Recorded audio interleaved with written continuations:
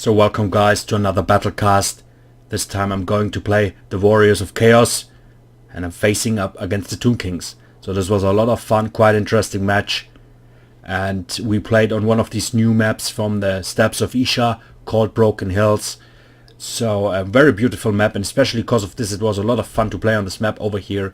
So we will see how this goes. And yeah, let's directly start with my army composition. So you can already see the Dragon Ogre couple, Colic Sun Eater and Dragon Ogre Shaggot.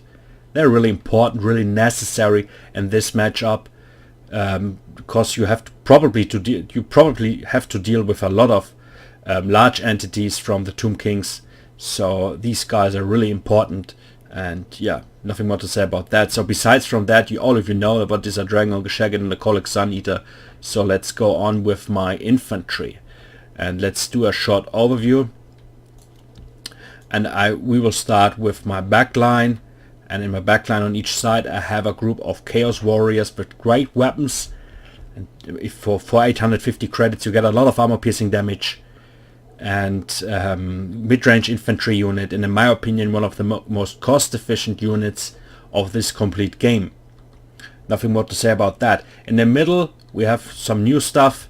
So I have in the middle these Warriors of Chaos with halberds, Chaos Warriors with halberds.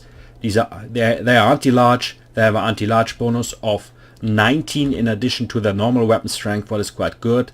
So I thought, okay, I have to deal with a lot of monsters probably, and maybe a Dragon Ogre couple is not enough. So I have to bring in addition other anti-large units. So I brought these guys, but I don't know. We will see how they will perform. So let's continue with my front line.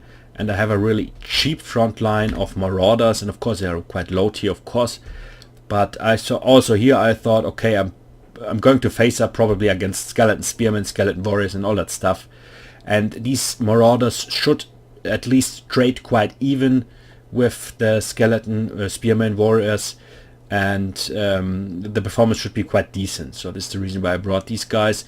And directly behind that I have my Aspiring Champions, and all of you know the Encourage ability, so that will buff the leadership of nearby allies, and in this case their purpose is to buff the leadership of my low tier front line of my Marauders, that my front line is at least a little bit more steady.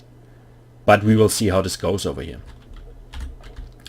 So on each side I have a group of Forsaken on the right and on the left flank, and all of you know the Forsaken, one of the strongest damage dealer units in the game, especially against non-armored or low armored infantry units. They slice and dice everything.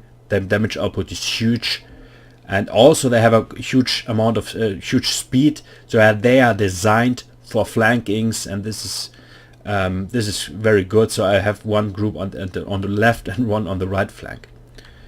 So also here very beautiful, with the sun in the background. Of course the Forsaken looking horrific, but overall very beautiful scene over here.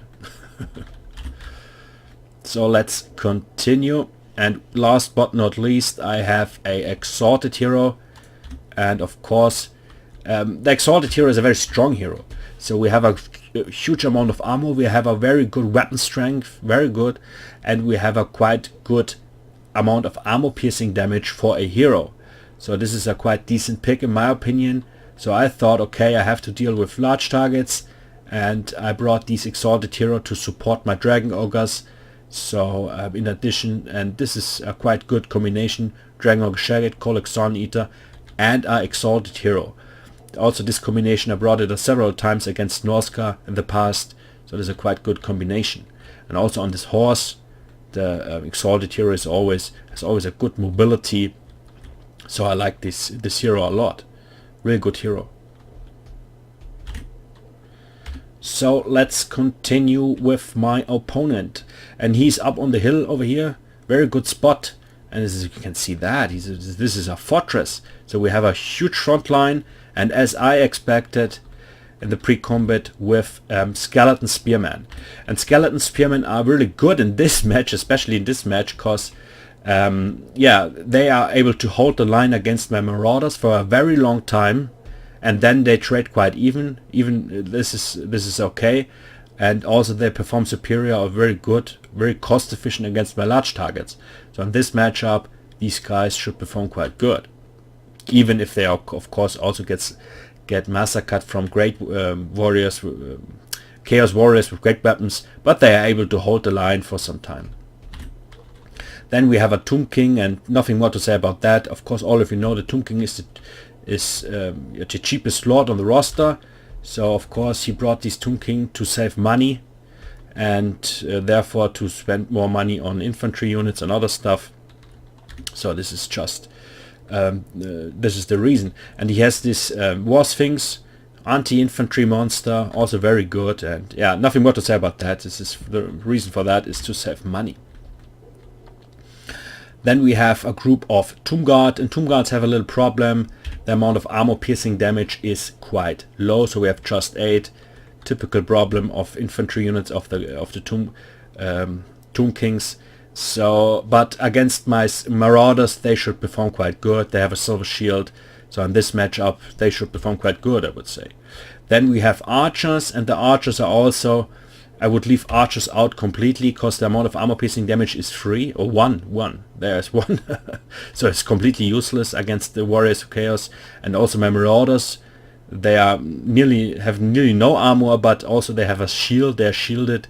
So Skeleton Warriors, and this match, in my opinion, completely useless. But therefore we have a group of let's see, of Ushabti with Great Bow, and in this case the Chosen of the Gods. And these guys, all of you know these guys. These guys are really strong. Of course, they have just 9 models, but the damage output is huge. The performance is very good, and also in this match, of course. So really all-round unit. I like these Ushabti with Great Bows much. Then we have normal Ushabtis, but unfortunately just one group, and this is a little disadvantage in my opinion, because one group is not enough. At least you need 2 or 3 groups against the Warriors of Chaos, so I think one group is really not enough, but these guys are really important. You have to bring a lot of armor piercing damage against the Warriors of Chaos, and these guys have a lot of armor piercing damage, so always 2 or 3 groups. And then we have, in my opinion, the most important unit in this matchup, the Sphinx of Uzek, Necrosphinx. And this Sphinx is very important because the Sphinx can have to deal with the Dragon Ogre Shaggot, with the Kolek, with all that stuff, and is really able to, in a 1-on-1, I think, to take down a Kolek or a Dragon Ogre Shaggot. So it's you need this regiment of renown. Was Necrosphinx. A normal Necrosphinx is also good, but I will always pick in this matchup the regiment of renown Necrosphinx. So it's very important, in my opinion, to deal with all these Dragon Ogres. And last but not least, we have a group of Dire Wolves, a little bit too far, hidden in the forest over here. And I like the build of my opponent, but in this case I would leave the Dire Wolves out completely, because they are quite useless. The amount of armor piercing damage is very low. They have no anti-large bonus. Of course, the Chaos Warriors are not, missile infantry is not available on the Chaos Warriors in roster, so of course missile cavalry is available, but as I said, I don't have any missile cavalry, so these guys are completely useless in this game. I would leave them out completely. So let's start. Sorry for the long introduction. You can see my units march forward towards the enemy up the hill, and on the right and the left flank there is some sneak attacks going on here over here. So we have my Dragon Ogre and my Exalted Hero on the left flank, flanking my enemy. So it wasn't able to walk through the front door, you can say. The spots in the mid and on the front with the Skeleton Spearmen are really close. It wasn't able to flank him from the front, so I thought I have to flank him through the forest over here on the left flank. And of course he noticed that and directly sent his War Sphinx to interrupt my my Kolek and my Dragon Ogre and all that stuff. And also very good of my opponent with a group of Skeleton Spearmen. And this is a very good decision to dispatch one group of Skeleton Spearmen to protect the left flank from my for my sneak attack, and very good decision and really good gameplay over here.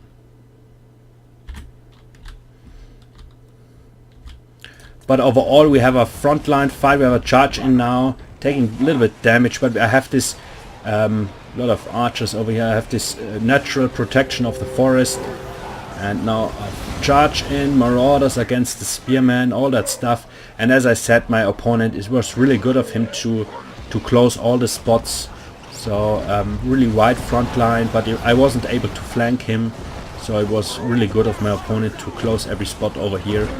And also the Ushabti now joining, and the Tomb King causing of course a lot of trouble, so really good. And of course on this side I saw I have to be careful that I not commit the fight in the forest with my Dragon Ogre and with all that stuff against the Necrosphinx, because I saw also he has these skeleton spearmen, and to commit the fight in the forest with all that stuff, it would be really a disadvantage for me, because as all of you know, stats are reduced to large entities in the forest, and also in addition with the skeleton spearmen, it would be quite dangerous, I think. So I thought I have to pull back my units, and I also dispatched 1 unit of Forsaken to interrupt these spearmen over here, that they are not able to get to support the Necrosphinx. So this was very good that I was able to dispatch these Forsaken.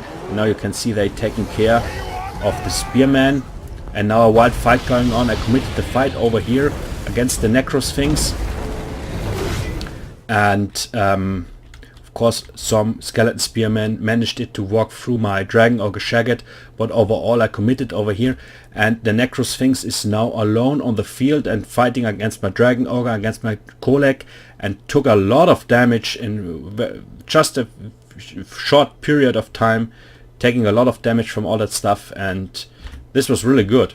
So you can see how much damage the Necrosphinx already took just with a few hits. And my Forsaken did a really good job to hold the line up on the hill against all these Tomb Guards and skeleton spearmen, and meanwhile I was able to take down this Necrosphinx really fast. You can see just a few hits, and the Necrosphinx is offline. So this was really good, and a very important point overall in this game to kill his Necrosphinx, that the Necrosphinx is not able to support the Tomb King or to support the front line. So in my opinion, this was a little bit overcommitment from his side to run out of the forest and chase my Dragon Ogres, because our Dragon Ogre couple is still very dangerous. So Necrosphinx is down, and yeah, nothing more to say about that. So on the front line it runs quite well. I wouldn't say it was a huge advantage for me. It was good for me, but also the skeleton spearmen were able to hold the line for some time. The Ushabti performed very well, and also the Tomb Guard of course, and yeah, this group of Summit Ushabti on the right flank also performing very well. The biggest problem for me was his Tomb King, because the Tomb King causing terror. All my marauders get terrified really fast. Yeah, you can see that routing of course, and this was really good. So the Tomb King is a really important, causing a lot of damage in the front line, so this was very good. But of course now I saw I have to take care of the Necrosphinx, or have to kill the not the Necrosphinx, the Tomb King on his War Sphinx, because then the game is over. You can see over here also a lot of hits, one hit after another, take a lot of damage, and so I was able to kill this Tomb King really fast.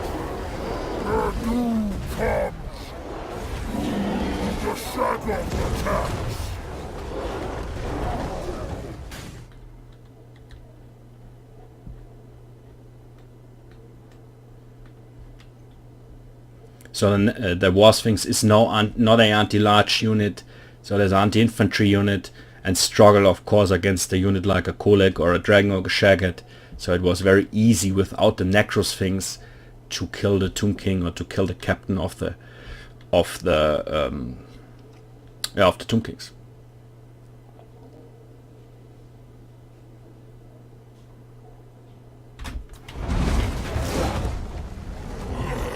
So the Tomb Kings start to crumble. A few seconds and it's over. Now the other stuff get a huge leadership drop, and of course I have also a lot of stuff left. And the performance of the Chaos Warriors with halberds was quite okay. So they damaged the Tomb King really much on this War Sphinx, so it wasn't that bad.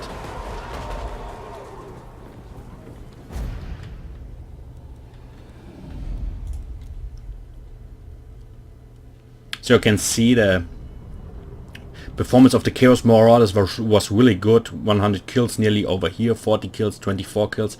So this was very good. As I said, the performance against all these low tier skeletons, and also this aspiring champion and Forsaken superior, you can see that.